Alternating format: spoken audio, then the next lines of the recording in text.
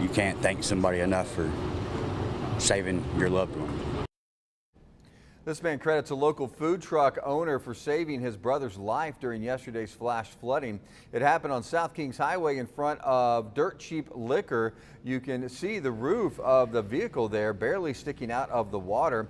Miguel Morlarisa runs the nearby food truck there and helped first responders pull that driver out of the vehicle. The community is now showing up to help support this hometown hero. Madison Orchard is live now with more. Yeah, Jeff, when this taco truck was open for lunch today, there was a steady line.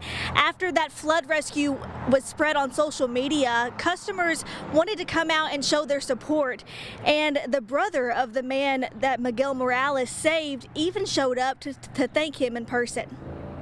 Miguel saved him, pulled him out. Kevin Edwards says he came to the food truck to thank Miguel Morales in person, give him a hug, and support his business by grabbing a plate. I'm very thankful, grateful that he jumped in action and did everything he could to save him. This video from Monday night shows Morales' reaction to the rescue. When I get out, and I am running and take out him for the water and save his life. He was here at the right time, the right place to help that person out.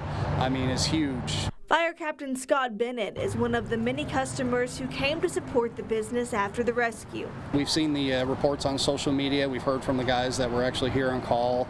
Understand Miguel, took great personal risk to himself to get the individual out of the vehicle, and not only that, but having eaten here before, we know the food is fantastic, so thought it was a great opportunity to come out and support him. And Edwards says it's difficult to put into words how grateful he is for Morales' help.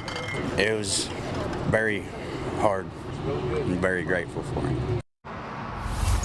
Morales was right back to work today. He was very busy cooking and serving those thankful customers.